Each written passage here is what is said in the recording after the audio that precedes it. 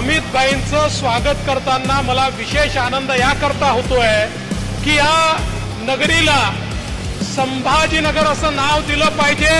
पहिल्यांदा हिंदू हृदय सम्राट शिवसेना प्रमुख बाळासाहेब ठाकरेंनी ही घोषणा केली की हे संभाजीनगर असेल, पण दुर्दैवाने त्यांचे सुपुत्र मुख्यमंत्री झाल्यानंतर 2.5 वर्ष त्यांना ही जाग आली नाही की याचं नाव छत्रपती संभाजीनगर केलं पाहिजे।